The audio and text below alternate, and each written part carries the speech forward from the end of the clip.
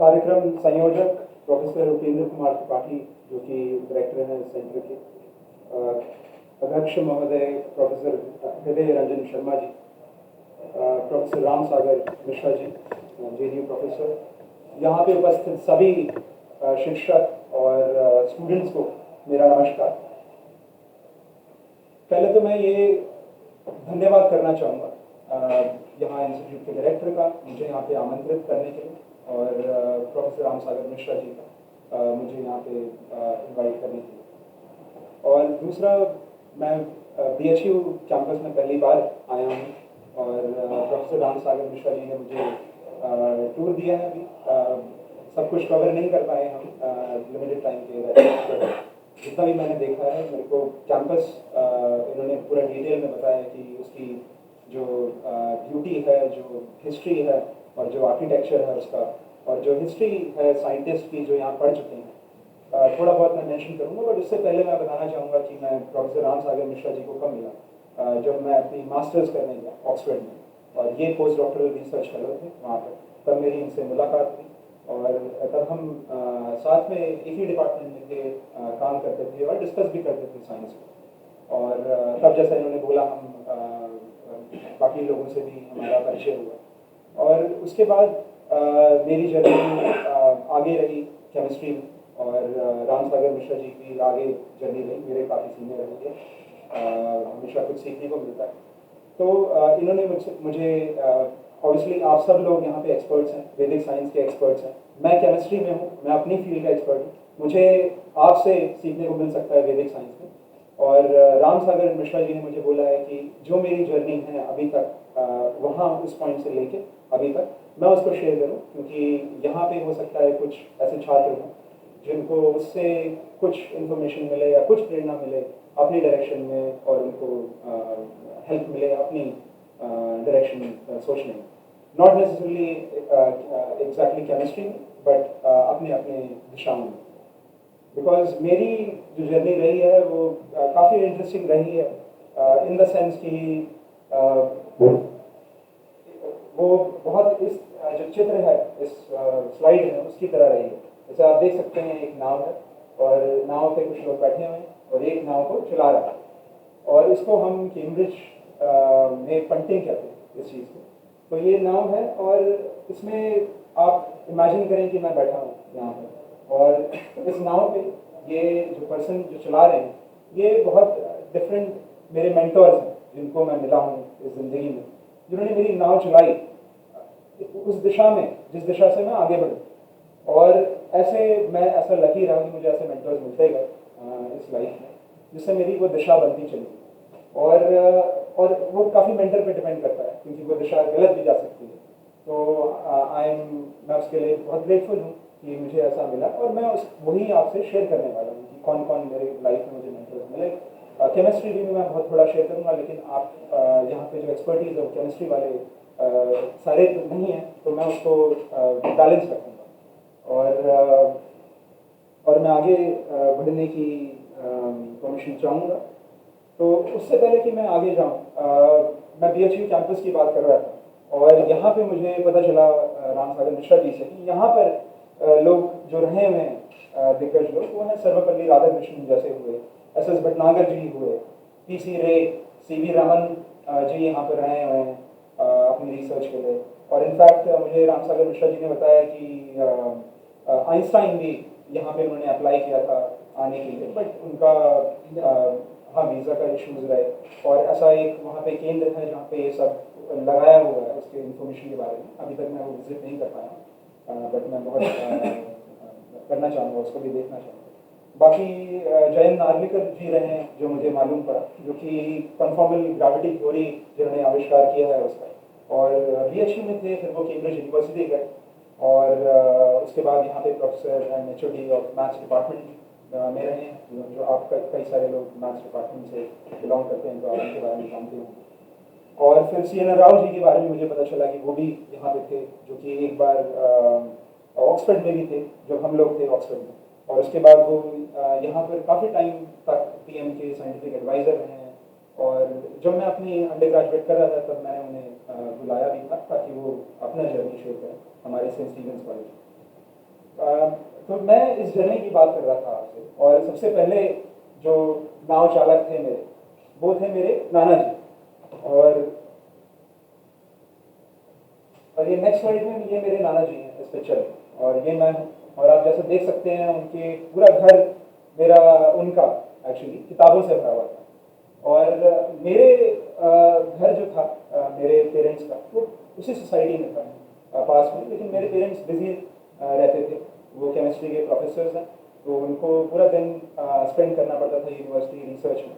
तो मैं वो टाइम अपने नाना के साथ स्पेंड करता था दिन में, जब तक मेरे पेरेंट्स वापस नहीं आते स्कूल से बाद आते।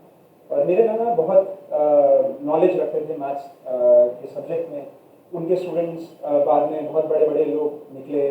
दिल्ली यूनिवर्सिटी के वाइस चांसलर इनके स्टूडेंट रहे हैं, और कमिश्नर्स और बहुत लोग। और इन्होंने फ्री में एजुकेशन दी है बहुत लोगों को जो अफोर्ड नहीं कर सकते हैं मेरे सामने। और मुझे खुद उन्होंने सिर्फ मैथ्स नहीं, बाकी सारे सब्जेक्ट्स उन्होंने मुझे पढ़ाए। तो मुझे कभी ट्यूशन की ज़रूरत नहीं पड़ी, और उसकी वजह से मैं इनको आई कांट थैंक इनफ कि उन्होंने जो मेरे लिए किया। सिर्फ वही पढ़ाई नहीं, दूसरी पढ़ाई भी बहुत इम्पोर्टेंट होती है टू नो अबाउट मॉरल्स वो यंग स्टेजेस में। तो उन्होंने मुझे उसके बारे में भी बताया, और बहुत इंस्पिरेशनल स्टोरीज मेरे से शेयर करते थे उस दौरान। और एक इंस्पिरेशनल स्टोरी थी एक बहुत तगड़े मैथमेटिशियन के बारे में, जो कि क्लर्क थे इंडिया में। और उस टाइम पे उनके पास बहुत अच्छे आइडियाज़ थे, बहुत तगड़े आइडियाज़ थे मैथ्स में। और वो आइडियाज़ वो शेयर करना चाहते थे लोगों से, और उसमें कुछ करना चाहते थे। तो उन्होंने खूब लेटर्स लिखे अराउंड द वर्ल्ड। और एक प्रोफेसर ने उनका रिकग्नाइज किया और पाया कि ये तो बहुत ब्रिलियंट मैथमेटिशियन है, हमें समझ में नहीं आ रहा है अगर इन्होंने क्या लिखा है, तो इनको इन्वाइट करना चाहिए और समझना चाहिए। तो उन्होंने इनवाइट किया, और ये जहाँ गए जो हैं उनका नाम है श्रीनिवास रामानुजन, जो आप सब जानते हैं जिनको। और जहाँ गए वो पिक्चर है जो मैंने इससे पहले शेयर करी है। और उस पिक्चर को मैं अभी सस्पेंस रखूँगा, मैं आपको बाद में बताऊँगा कि वो पिक्चर कहाँ बिलोंग करती है और वो किधर गए। बट उससे पहले मैं और एक कोट भी शेयर करना चाहूँगा जो मेरे नाना शेयर करते थे। और वो कोट था लियो टॉल्स्टॉय का, जो कि इंग्लिश में है, बट मैं उसका हिंदी में आपको सार बताने की कोशिश करता हूँ कि man is like a fraction. तो एक हम इंसान जो हैं एक फ्रैक्शन की तरह है, जिसमें हमारा भिन्न में हमारा जो अंश है वो है व्हाट वी आर, हम क्या हैं वो हमारा अंश है, उस फ्रैक्शन का अंश है। और जो हर है वो है what we think about ourselves, हम अपने आप को क्या सोचते हैं। तो जो न्यूमरेटर है उस फ्रैक्शन का है what we are, and denominator है what we think of ourselves. And कोड ऐसे एंड होता है कि the larger the denominator the smaller the fraction. इसको आप अपने आप में वो कर सकते हैं, समझ सकते हैं। बट ये मेरे नाना काफ़ी फॉलो करते थे ये कोड। तो उस मेरे घर पे इसमें शायद नहीं आई, एक पिक्चर लगी थी जो कि श्रीनिवास रामानुजन की फोटो थी, और वो उनके आइडल थे। और हमेशा मैं उस फोटोग्राफ को देखता था, और मुझसे ये उनकी स्टोरी डिटेल में शेयर करते रहते थे जी.एच. हार्डी के बारे में, जिन्होंने उनको लिखा, और उन सब के बारे में। तो ये वो फोटोग्राफ थी जो उनके यहाँ लगी थी, जो मैंने अलग से लगाई है। This is the only photograph available उनकी श्रीनिवास रामानुजन। तो उसके बाद होते करते स्कूल के बाद एक कॉलेज है यूनिवर्सिटी ऑफ दिल्ली का, जो कहलाता है Saint Stephen's College, one of the most reputed colleges है इंडिया में, जहाँ पे कई सारे आईएएस ऑफिसर्स, मिनिस्टर्स इंडिया के, अभी हमारे फॉरेन मिनिस्टर एस जयशंकर हमारे एलुमनाई हैं कॉलेज के।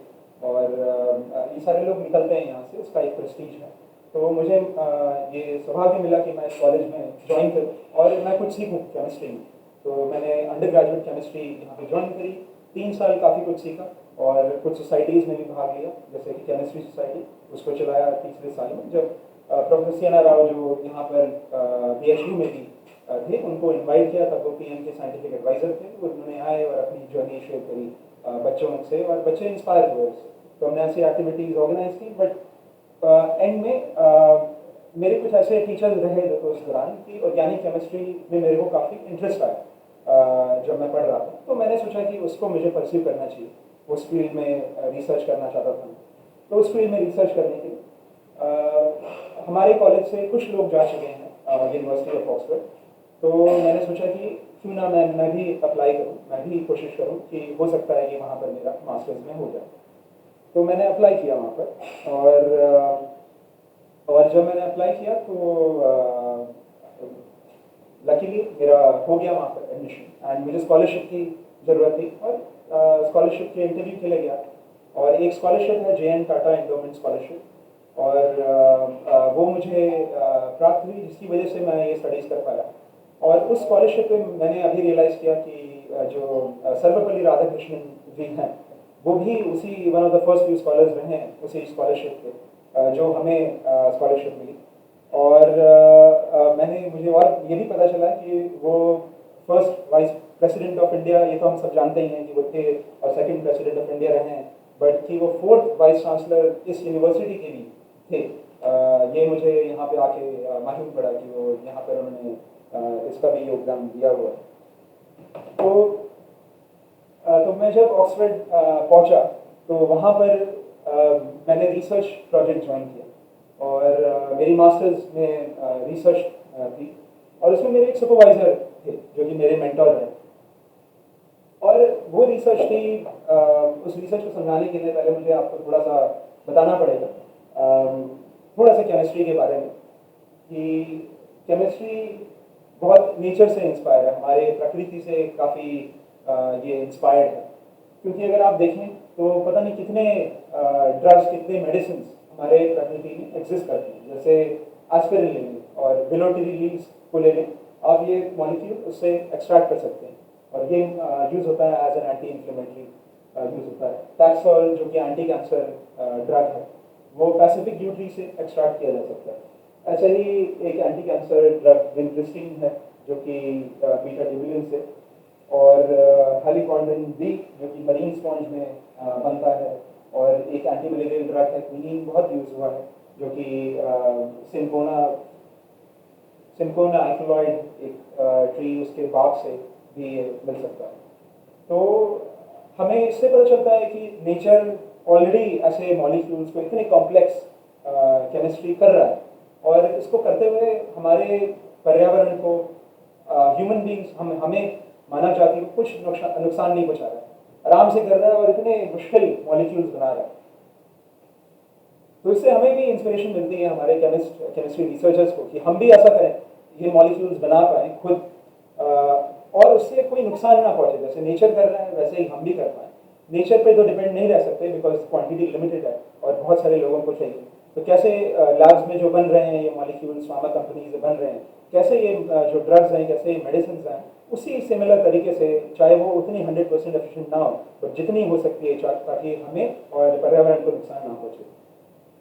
तो मैं जिस प्रोजेक्ट पे इन्वॉल्व था मास्टर्स के दौरान, उसको मैं थोड़ा सिंपल टर्म्स में, केमिस्ट्री वाले तो शायद डायरेक्टली समझ लें उसको, लेकिन जो बाकी हैं उनको मैं समझाना चाहूँगा कि केमिस्ट्री में ऐसे मॉलिक्यूल्स एग्जिस्ट करते हैं जिनका स्ट्रक्चर एग्जैक्टली सिमिलर होगा, सेम होगा। जैसे आपके दो हाथ हैं, आपके दो हाथों का स्ट्रक्चर सेम है, लेकिन उनके प्रॉपर्टीज डिफरेंट होंगी। उसमें जैसे आपका राइट हैंड ग्लव आपके राइट हैंड में फिट होगा, और left hand glove left hand में फिट होगा, लेकिन उनका सेम स्ट्रक्चर है, डिफरेंट फंक्शन में। और उसको अगर आप मिरर में रखें अपने एक हाथ को, तो आपका लेफ्ट हैंड उसका मिरर इमेज आ जाएगा। ऐसे ही केमिस्ट्री में होता है, दो मॉलिक्यूल सेम स्ट्रक्चर, जैसे आप देख सकते हैं उनका एक ही स्ट्रक्चर है, लेकिन एक की प्रॉपर्टी डिफरेंट होगी। फॉर एग्जांपल इसकी प्रॉपर्टी है ऑरेंज की तरह स्मेल करेगा, इसकी है लेमन की तरह स्मेल करेगा। और ऐसे ही ये मॉलिक्यूल है जो कि मेडिसिन की तरह यूज होता है, sedative and anti nausea agent, but इसका अगर आप उल्टा फॉर्म ले लें तो ये डैमेज कर देगा। तो ऐसे कई सारे एग्जांपल्स हैं, और मेरा जो मास्टर्स का रिसर्च था ऑक्सफोर्ड यूनिवर्सिटी में, वो था कि कैसे हम एक फॉर्म बना सकते हैं उस मॉलिक्यूल।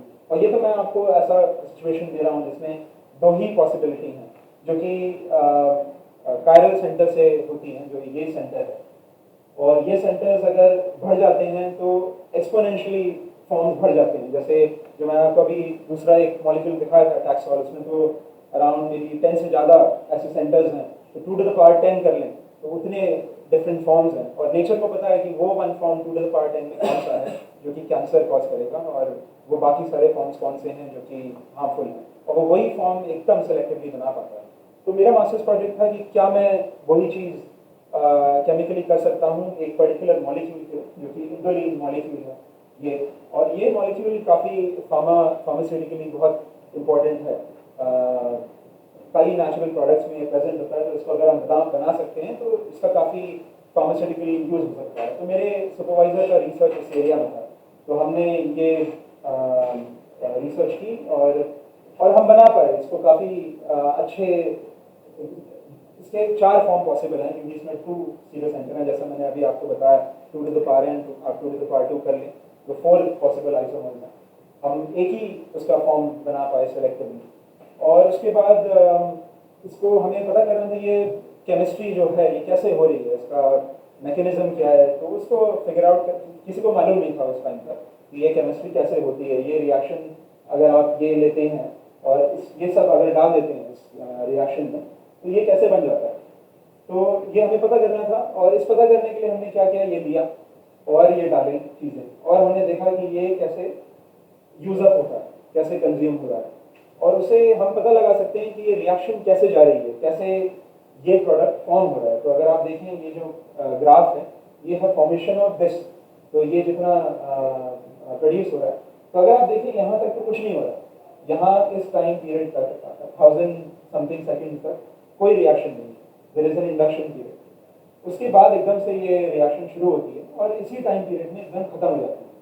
तो ये बहुत बड़ी हमारे पास एक प्रॉब्लम आई कि ऐसा क्यों हो रहा है। तो इसको हमने सॉल्व किया, और इसके दौरान भी कई चीज़ें आई। कुछ लोगों ने बोला कि ये तो डजंट मेक एनी सेंस, और हमें मेरे को टाइम वेस्ट नहीं करना चाहिए, मेरा मास्टर्स प्रोजेक्ट है और थोड़ा टाइम है, तो मुझे कुछ और कर लेना चाहिए, और एक चीज़ काम कर चुकी है, मैं क्यों इसमें समय बर्बाद करूँ, क्योंकि इसका कोई हल नहीं है। लेकिन मेरे मेंटर बहुत तगड़े थे, उन्होंने कहा कि नहीं नहीं, हमें गिव अप नहीं करना चाहिए, चाहे जैसा भी हो। और मैंने उनकी बात सुनी, और उन्होंने मेरी मीटिंग फिक्स कराई कुछ बहुत तगड़े लोगों से ऑक्सफोर्ड में, और हमने उनके साथ बात करी, कुछ आइडियाज़ मिले हमें उनसे बात करके, और उससे उस सब के थ्रू हमने इसका पता लगा लिया कि क्या इसका मैकेनिज्म है, कैसे ये रिएक्शन होती है, क्यों यहाँ पर कुछ नहीं हो रहा है इस टाइम फ्रेम में, और कैसे एकदम से ये इतनी तेज़ हो जा रही है कि सब कुछ प्रोड्यूस हो जा रहा है यहाँ पर। और ये जो कंडीशंस हैं ये बहुत इन्वायरमेंट फ्रेंडली कंडीशंस हैं कंपेरेटिव कैसे इसको किया जाता है उसके कंपैरिजन में। तो और इस सब पूरे काम को हम पब्लिश कर पाए एक बहुत अच्छे जर्नल में, केमिस्ट्री का जर्नल है, journal of American chemical society. तो अब इस संदर्भ में मैं ये शेयर करना चाहता हूँ कि मैं और राम सागर मिश्रा जी हम मिले थे प्रोफेसर वेंकी रामकृष्णन। उससे कई साइंस के लोग इंस्पायर्ड हैं इनसे, क्योंकि इन्होंने नोबेल प्राइज़ जीता है केमिस्ट्री में। राइबोसोम जो हमारा एनर्जी हाउस है, वो इसका स्ट्रक्चर इन्होंने निकाला, और इनसे हमने बातचीत करी, और इनके मैंने कई टॉक्स अटेंड करे हैं, और उसमें उन्होंने बोला है कि साइंस का क्या मोटो है। उसमें उन्होंने बोला है कि नोबडीज वर्क फॉर इट, और अगर आप मेरे उसमें अप्लाई करें तो आप जैसे कुछ करें और आपके काम में कोई बोले कि भाई ये तो पॉसिबल ही नहीं है, आपको करना ही नहीं चाहिए, तो इस मोटे हिसाब से आपको किसी का वर्ड नहीं लेना, आप अपने आप करो। अगर आपको उनकी बातों में बिलीव नहीं है, आप अपने में बिलीव रखो, और क्या पता वो पॉसिबल है जो चीज़ आप करना चाहते हो जो आप नहीं कर पा रहे हो। तो ये मोटो मुझे ऐसा लगा कि कई चीज़ों में अप्लाई होता है, नॉट जस्ट साइंस में।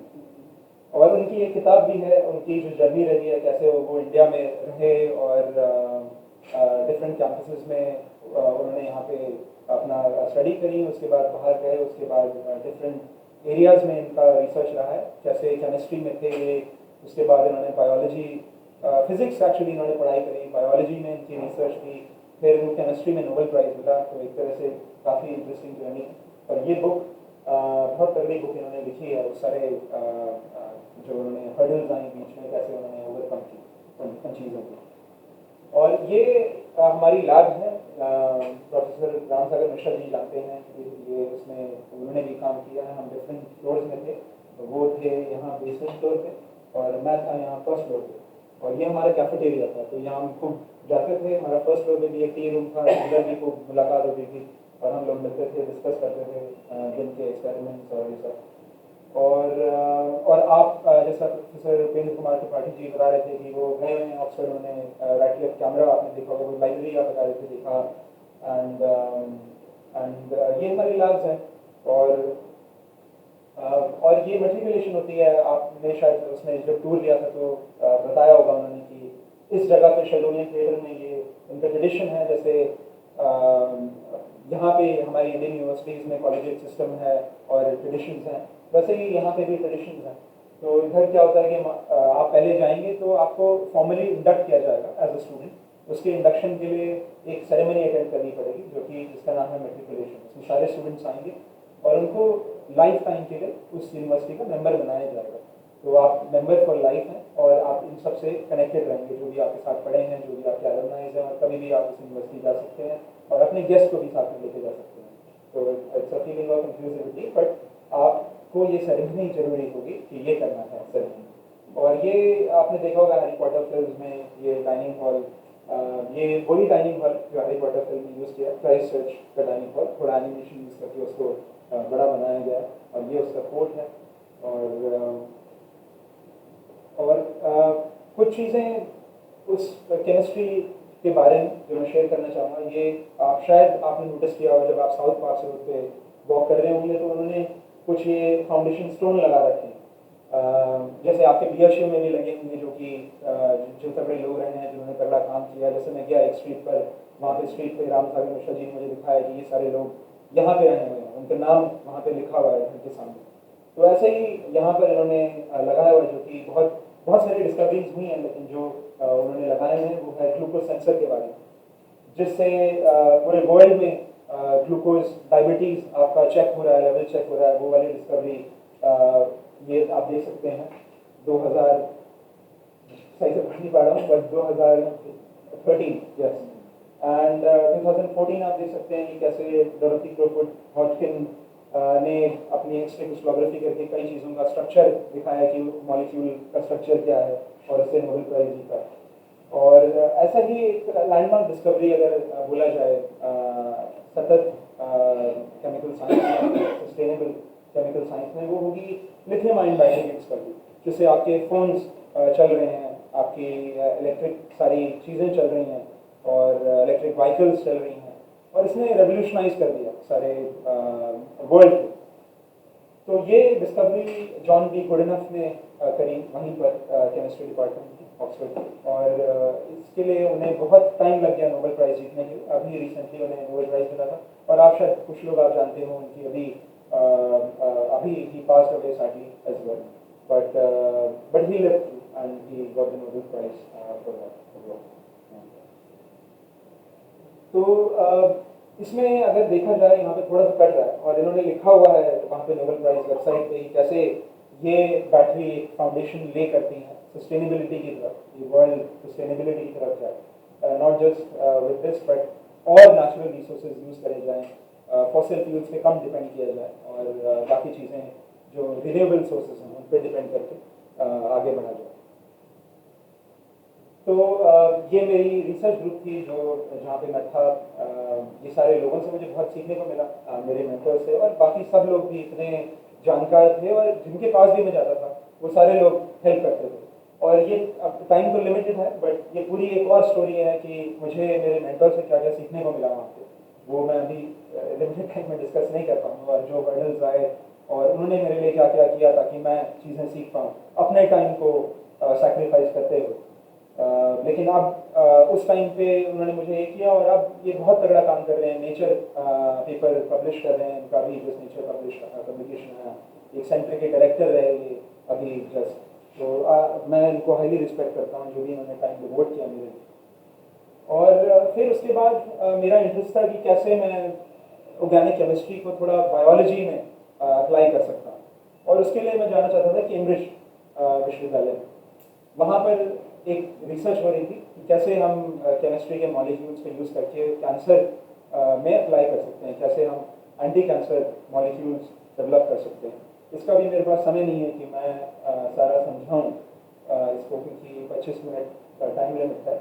लेकिन ये सारा पीएचडी का मेरा काम रहा है कि कैसे हमने कुछ मॉलिक्यूल्स बनाए, उनको हमने बायोलॉजी में टेस्ट किया कि उनकी एक्टिविटी क्या आएगी, माउस सेल्स में टेस्ट किया, और इन विट्रो एनालिसिस की कि वो एक प्रोटीन है जो कि जो बेसिकली आपके हम सब में एक प्रोटीन है P53, जो कि कैंसर स्पेसिफिक प्रोटीन है। तो ये क्या करता है, इट्स ट्यूमर सप्रेसर, जो आपकी कैंसरस सेल्स हैं उनको ये किल करता है।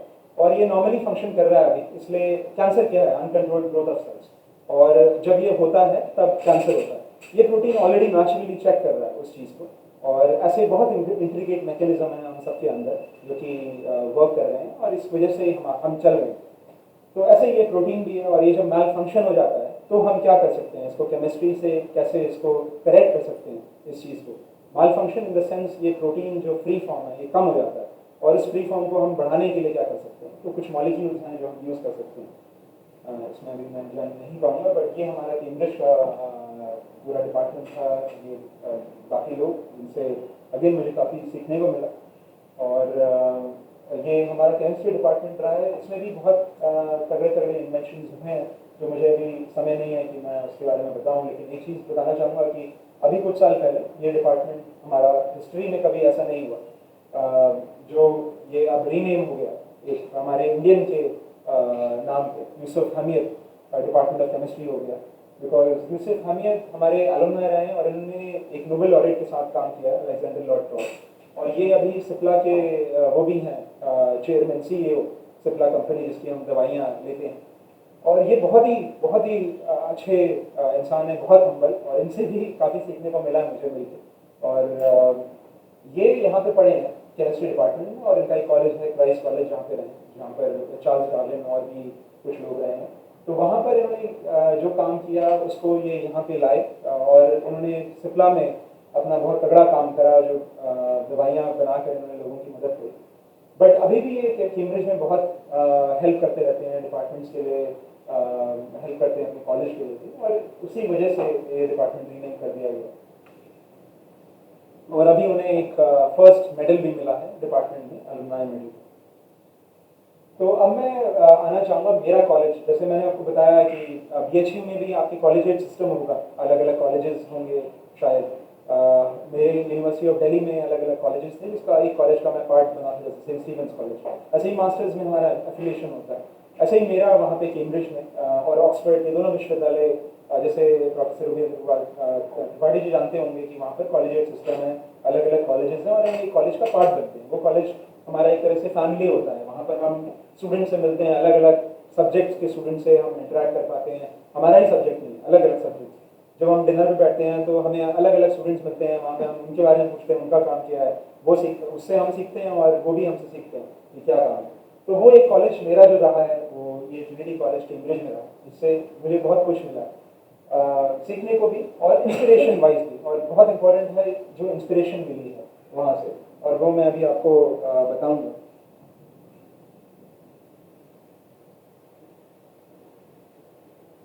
तो ये सारे लोग जो हैं ये उस कॉलेज से ही निकले हैं। और अब आप देखकर श्रीनिवास रामानुजन हाँ, ये तो अब आप समझ गए होंगे कि वो पिक्चर जो मैं आपको दिखाई थी वो फर्स्ट स्लाइड में, वो कहाँ की पिक्चर है। तो वो इसी कॉलेज की पिक्चर है, ट्रिनिटी कॉलेज की। तो यहाँ पर ये सारे लोग उसी रास्तों पे चले गए जब मैं उस कॉलेज में पहुँचा।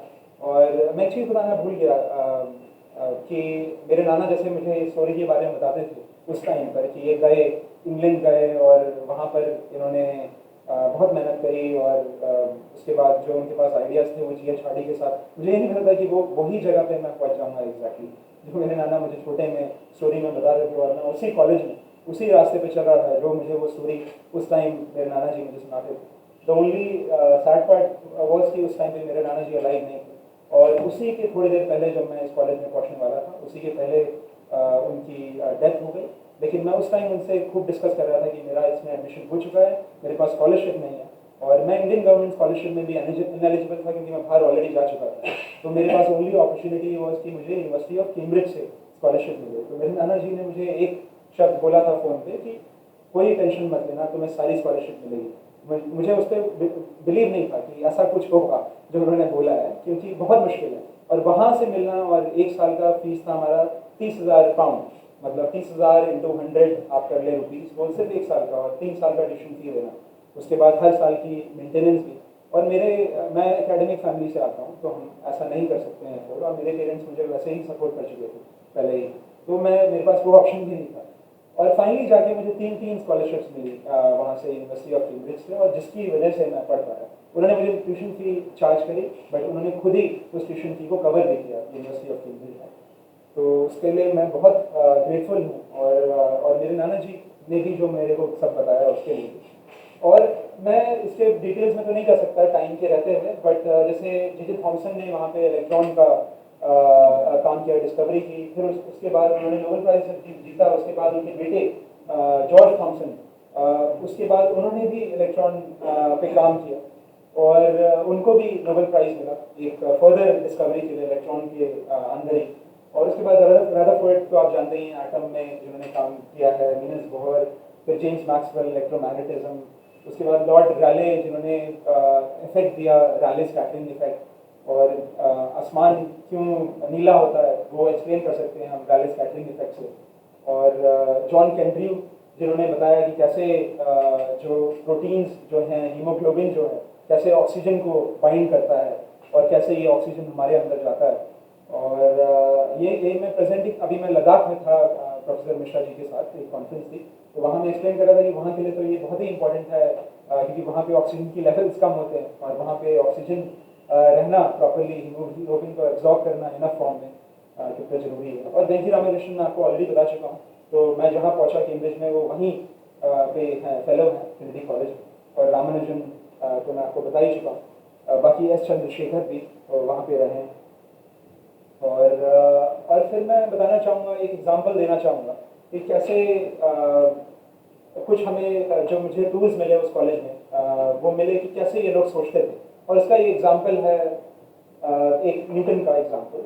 ये हमारा एक कॉलेज का पार्ट है, क्लॉस्टर है ये बैक साइड पे। और ये कॉरिडोर बहुत ही ज़्यादा इंटरेस्टिंग कॉरिडोर है, क्योंकि अगर आप यहाँ पे इस साइड पे खड़े हो, यहाँ पे एक वॉल है, और इस साइड पे खड़े होकर अगर आप क्लैप करें ऐसे, तो उस क्लैप यहाँ पे तो नहीं हुआ कुछ, बट वहाँ पे अगर आप क्लैप करेंगे तो एक एको आएगी वापस आपके पास। और उस एको जो आएगी आपके पास, तो न्यूटन ने वहाँ पे सोचा कि बहुत इंटरेस्टिंग कॉरिडोर है, और वहाँ पे वो रहे। उसके बाद उन्होंने ये देखा कि कितना टाइम लग रहा है वो एको वापस आने में उस वॉल से, और उन्होंने ये डिस्टेंस भी मेजर किया कि वहाँ से लेकर पूरा वॉल तक कितना डिस्टेंस है। और क्या आप में से कोई बता सकते हैं कि उन्होंने क्या करा होगा उससे डिस्टेंस? और अगर वो हाँ एग्जैक्टली जैसा आप बता रहे हैं, आप उन्होंने पता लगा लिया कि स्पीड ऑफ साउंड किया।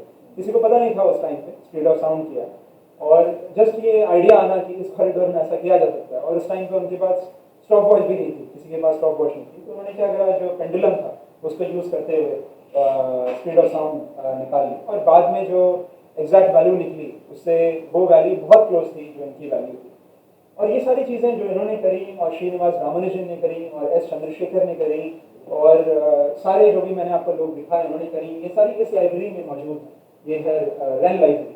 और यहाँ पे आप मैं एक्चुअली जाकर सबसे पहला काम मैंने ये किया था कि मैंने वो पूरा बॉक्स निकाला जो रामानुजन का बॉक्स था, और उस बॉक्स में जो ओरिजिनल पेपर्स थे, जो करस्पॉन्डेंस थी इंडियन गवर्नमेंट के साथ, उनके साथ, और इंडिया के बैंक के साथ, सारा मैंने पढ़ा। उसको पढ़ के मैं काँप गया था उस टाइम पे, क्योंकि एक बहुत इंपॉर्टेंट चीज़ मैं करना चाहता था बहुत पहले से, जो मैं फाइनली वहाँ पे कर पाया। बट और भी आपको बहुत चीज़ें देखने के लिए मिलेंगी, तो आप जब चाहें तो मैं कहूँगा कि आप एक बार यहाँ जरूर जाएँ, और रामानुजन का तो आप जरूर वहाँ पे देखिए। और मूवी उनकी आई हुई है, एक the man who new infinity, जो किसी जगह पर शूटिंग हुई है सारी, जो मैं आपको पिक्चर्स दिखा रहा हूँ। वो मूवी जरूर देखें, तो आप ये काफ़ी चीज़ें रिकॉल कर पाएंगे। ये सारे यहीं पे वो भागते हैं जो आप देखेंगे मूवी में, और एक बाहर जो मैंने आपको कोड दिखाया वो पिक्चर। और फिर जैसा प्रोफेसर रामसागर मिश्रा जी बता रहे थे कि मेरे को एक सौभाग्य मिला कि मैं कॉलेज का प्रेसिडेंट बनूं, और मैं इलेक्शन में खड़ा हो गया था। मुझे मेरे जो साथी थे, जो लोग थे, उन्होंने मुझे बहुत सपोर्ट किया। बाई चांस मैं जीत भी गया, और उसके बाद मुझे कॉलेज के लिए थोड़ा काम, इसी कॉलेज के लिए काम करने का मौका मिला। और मेरे कॉलेज के मास्टर तब थे ग्रेगरी विंटर जी, जिनके साथ मुझे काम करने का मौका मिला। ये भी बहुत काम करते थे कॉलेज के लिए, और हम साथ में मिलकर, मैं स्टूडेंट की तरफ से, और ये सीनियर कॉलेज का मास्टर का मतलब होता है कॉलेज का प्रिंसिपल, वहाँ पे उसको मास्टर बोला जाता है।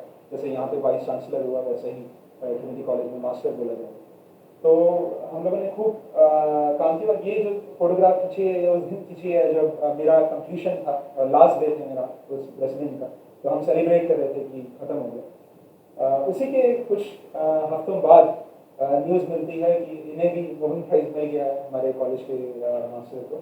और इनको 2018 में उस टाइम पे नोबेल प्राइज़ मिला डिस्कवरी के लिए। उन्होंने एंटीबॉडीज़ बनाई। उसका समय नहीं है कि मैं उसको सब डिस्कस करूँ, बट एंटीबॉडीज़ जो कि अब मेडिसिन की तरह यूज़ हो रही हैं, लोग उससे डिजीज़ ट्रीट कर पा रहे हैं और मार्केट में अवेलेबल हैं, जो उन्होंने स्ट्रैटेजी बनाई।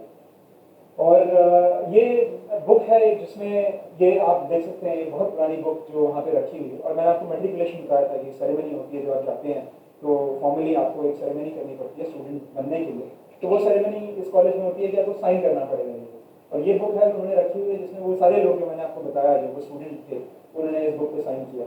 और ये वो बुक हम टच नहीं, उसको क्लिक नहीं कर सकते हैं, लेकिन उसको देख सकते हैं एज एन इंस्पिरेशन वहाँ पर।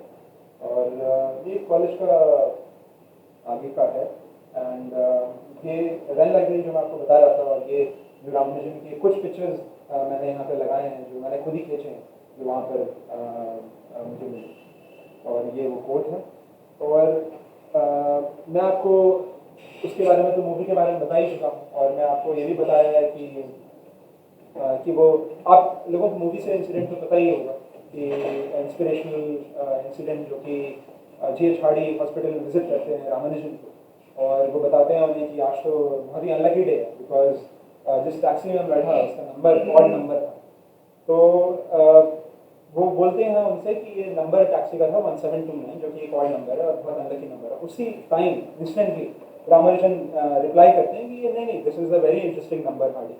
It can be expressed as the sum of the cubes of two smallest integers, 10 cube plus 9 cube and 12 cube plus 1 cube.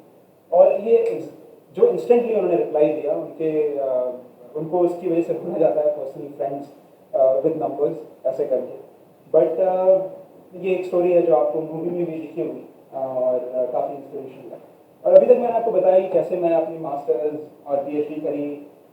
एक कॉमन थीम जरूर थी उसमें कि मैंने जैसे हम खाना बनाते हैं, तो जब खाना बनाते हैं तो हम किसका इस्तेमाल करते हैं, कुकिंग ऑयल का इस्तेमाल करते हैं। और इसमें हम सारे इंग्रेडिएंट्स डालते हैं और इससे कुकिंग होती है। भले ही आप एंड में वो ऑयल सेपरेट कर सकते हैं, आपका फूड प्रोडक्ट आपका अलग है जो आप खाएंगे। ऐसे केमिस्ट्री में होता है। ऐसा एक मीडियम है कुकिंग ऑयल की तरह, जो कि सॉल्वेंट कहते हैं, ऑर्गेनिक सॉल्वेंट, जो कि यूज़ होता है केमिकल्स को मिक्स करने के लिए और प्रोडक्ट बनाने के लिए। और ये ऑर्गेनिक सॉल्वेंट्स जो हैं, ये मैंने भी यूज़ किए हैं अपने मास्टर्स और पीएचडी वर्क में। और ये क्या है कि फॉसिल फ्यूल डिराइव हैं, ये पेट्रोकेमिकल से मिलते हैं हमें ये ऑर्गेनिक सॉल्वेंट, बिकॉज ये कार्बन बेस्ड सॉल्वेंट्स है। तो एक क्रैकिंग प्रोसेस होता है जिससे आपको ये सॉल्वेंट्स मिलेंगे। और इन सॉल्वेंट्स का जो देखा जाए, सॉल्वेंट्स एक तो आप पेट्रोकेमिकल्स को यूज़ कर रहे हैं, फॉसिल फ्यूल सोर्सेज को, कार्बन डाइऑक्साइड इमिट हो रहा है, उससे ये सब चीज़ें तो हो ही रही हैं। साथ में जो चीज़ें हो रही हैं कि ये सॉल्वेंट्स भी जो यूज़ हो रहे हैं, ये भी बहुत हानिकारक है। इससे पता नहीं कितने सारे डिजीज हो रहे हैं। जैसे डाइक्लोरोमीथेन एक सॉल्वेंट है जो बहुत कॉमनली यूज है रिएक्शन में, उससे कैंसर होता है। और ये तो बहुत वॉलेटाइल सॉल्वेंट है, ये जो भी यूज़ नहीं हुआ ये इवेपोरेट हो सकता है एटमॉस्फेयर पे और लोग इसको इनहेल कर सकते हैं। तो ये है। और बाकी बहुत सारे हैं जो कि मेरे पास समय नहीं है कि मैं उन सबका एग्जाम्पल दूँ। तो पॉइंट ये है इस सबसे कि अगर ये ऐसा हो रहा है, तो अभी हम फार्मा कंपनीज में ये सारे सॉल्वेंट्स केमिस्ट्री करने के लिए क्यों यूज़ कर रहे हैं? क्यों हम नेचर से इंस्पिरेशन नहीं लेते? नेचर ऐसा नहीं कर रहा है, वो ऐसा डिजीज नहीं कर रहा है ये प्रोसेस होते हुए। भले ही वो मेडिसिन मिल रही है, मेडिसिन ट्रीट कर रही है, लेकिन आप उसको बना कैसे रहे हैं? उस बनाने के प्रोसेस में ही हम करा जा रहा है मेडिसिन। तो मेडिसिन एंड में मतलब ठीक है, उसका बहुत इंपॉर्टेंस है, बट प्रोसेस से भी आप उसको कोई डैमेज ना करें, जैसे नेचर कर रहा है।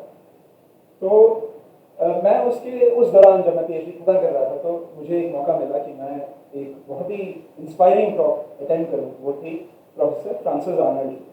और मुझे मौका मिला कि मैं इनसे अपना काम भी शेयर करूं। और इन्होंने अपने टॉक में एक जो सेंट्रल थीम, जो एक कोट यूज़ किया, वो था कि nature is the best chemist, कि प्रकृति एक बेस्ट केमिस्ट है यहाँ पर।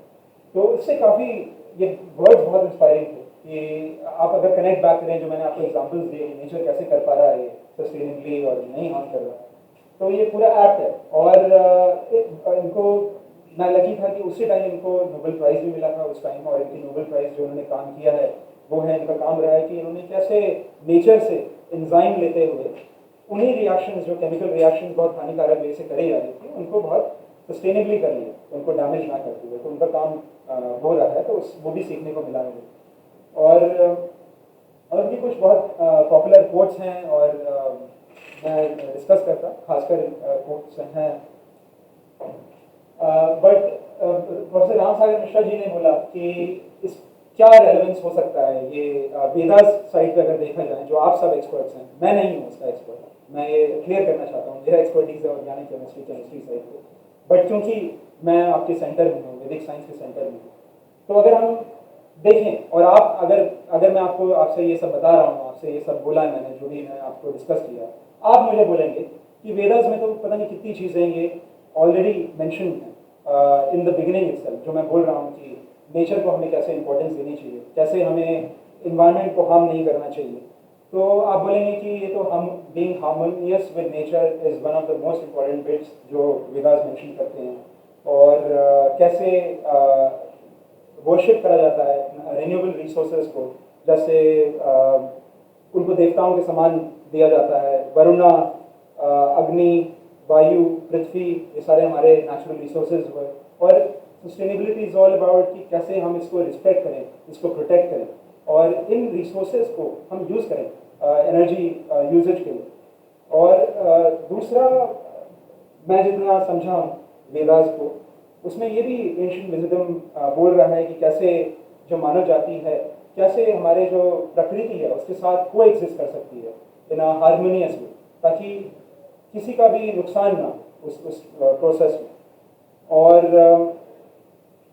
ज़्यादा तो मैं नहीं कर पाऊंगा कि मुझे सिग्नल मिल गया प्रोफेसर राम सागर मिश्रा जी से कि टाइम की कमी है, लेकिन मैं यहाँ I am open to learn more things about it, because मैं उस सेंटर में ही। और उसके इसी सारे देखते हुए इसके बाद मुझे इंस्पिरेशन मिला कि क्यों ना मैं ऐसा सॉल्वेंट यूज़ करूँ जो कि ऑर्गेनिक सॉल्वेंट ना हो, जो कि फॉसिल फ्यूल से डिराइव ना हो, ऐसा कोई लिक्विड जो कि इन्वायरमेंटली फ्रेंडली हो, सस्टेनेबल हो, इकोनॉमिकल हो। कोई है आपके दिमाग में क्या हो सकता है ऐसा? एग्जैक्टली। तो मैंने यही किया, वाटर यूज़ किया, और मुझे ये चांस मिला यूज़ करने का बिकॉज मेरे एक प्रोजेक्ट निकला था उस पर पोस्ट डॉक्टरल रिसर्च फेलो का प्रोजेक्ट, EPSRC का, जो कि वहाँ की साइंस काउंसिल है जैसे यहाँ पे होती है, और वो साइंस काउंसिल का प्रोजेक्ट था एग्जैक्टली कि हम वाटर कैसे यूज़ कर पाएँ। और ये लोगों को लगता है कि water can not be use as a medium chemistry के लिए, क्योंकि वाटर एक एक्वस मीडियम है और आपको चाहिए कार्बन सोर्सेज मीडियम, पेट्रोकेमिकल से राइट वो वाले ऑर्गेनिक सॉल्वेंट्स चाहिए। तो हम इसको गलत प्रूव करना चाहते हैं कि नहीं, वाटर भी can act as a very good solvent. और मुझे मौका मिला कि मैं यूनिवर्सिटी ऑफ लीड्स में ये प्रोजेक्ट था यूनिवर्सिटी ऑफ लीड्स में बेस्ड, और मैं वहाँ पे currently post doctoral research fellow हूँ, जहाँ पर मुझे मौका मिला ये रिसर्च करने का। और ये यूनिवर्सिटी रैंक फर्स्ट करता है इन 3 UN के, तो आप जानते हैं UN ने सस्टेनेबल डेवलपमेंट गोल्स दिए हैं, उनके 17 सस्टेनेबल डेवलपमेंट गोल्स हैं जो कि पूरा वर्ल्ड अभी फॉलो करने के लिए डायरेक्टिव्स हैं। और उसमें जो 3 हैं उसमें university of Leeds rank first, ये प्रोजेक्ट वहाँ पे बेस्ड, और मुझे ये मौका मिला कि मैं ये इस प्रोजेक्ट पे काम करता हूँ। मेरे पास समय नहीं है, बहुत इंटरेस्टिंग केमिस्ट्री है जो वहाँ पर अभी मैंने करी है पिछले कुछ सालों में, कि कैसे हमने ये रिएक्शन को वाटर में कर डाला, और उस वाटर में करके जो उसका एफिशिएंसी थी वो मल्टीपल टाइम्स इंक्रीज हो गई, जो कि ऑर्गेनिक सॉल्वेंट में नहीं होगा, वो वाटर में बहुत जल्दी हो जाएगा, और अगर उसमें एक सॉल्ट डाल दें तो वो रिएक्शन और भी जल्दी हो जाएगी, जैसे आप देख सकते हैं एक, और इतने ही टाइम पीरियड में खत्म हो जाएगी। तो उसके लिए एनर्जी भी बहुत कम यूज़ होगी, और आपको सिर्फ वाटर यूज़ हो रहा है, ऑर्गेनिक सॉल्वेंट यूज़ नहीं करना पड़ रहा है। और ऐसा क्यों हो रहा है, इतनी जल्दी रिएक्शन कैसे हो जा रही है वाटर को डाल के? ऑर्गेनिक सॉल्वेंट से वो रिएक्शन तेज नहीं हो पा रही है, लेकिन वाटर से कैसे हो जा रही है? तो ये एक अलग क्वेश्चन आया हमारे पास कि ऐसा क्यों हो रहा है। तो इसको हमने समझने की कोशिश करी कि ऐसा क्यों हो रहा है। तो इसके लिए पूरा मैकेनिज्म में गए हम, उसके लिए हमने एक्सपेरिमेंट्स करे, और हमने फिगर आउट कर लिया कि ऐसा क्यों हो रहा है। उसका भी समय नहीं है कि मैं आपसे डिस्कस कर पाऊँ, लेकिन हमने अभी ये रिसेंटली पेपर आया है ऑनलाइन, जिसमें ये सारा हमने उसको बताया है कि ऐसा कैसे हो रहा है और ये कैसे रिएक्शन हो गई है।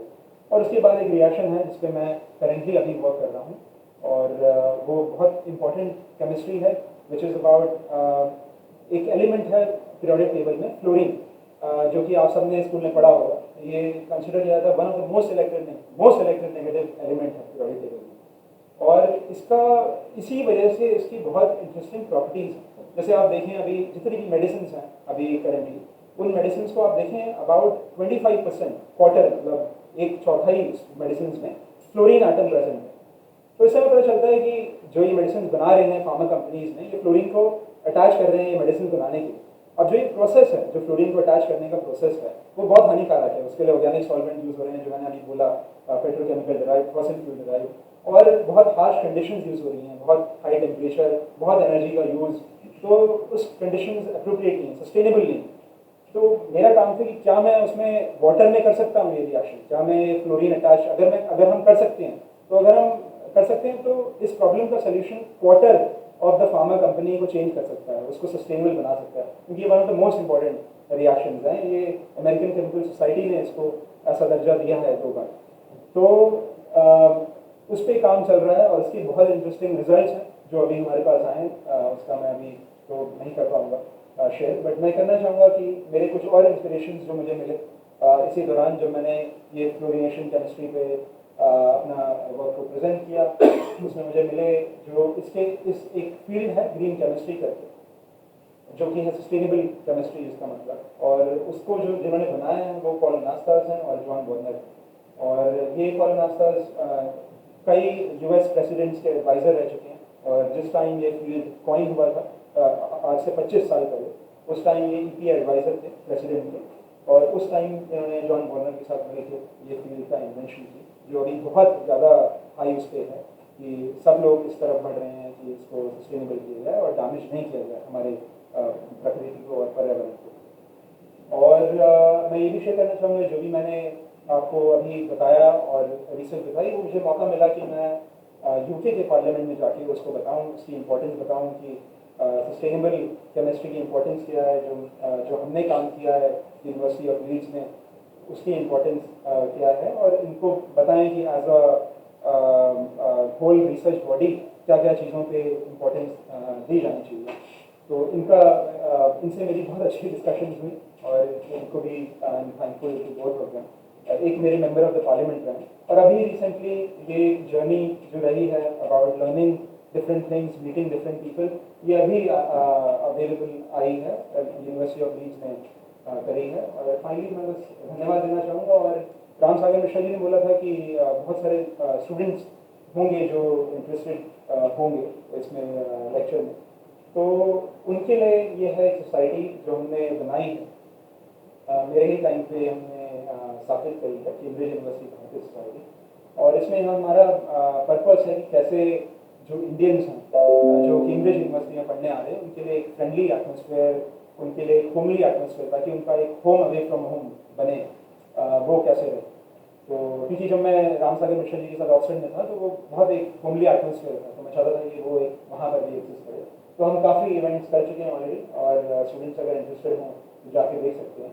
और कोई भी आता है वहाँ पे तो हम उनको वेलकम करते हैं, और खुद हम उसके लिए खाना बनाते हैं, जो मैं और बाकी के सीनियर लोग वहाँ के, और उनको एक भी उसके लिए पैसा चार्ज नहीं करते हैं स्टूडेंट्स को।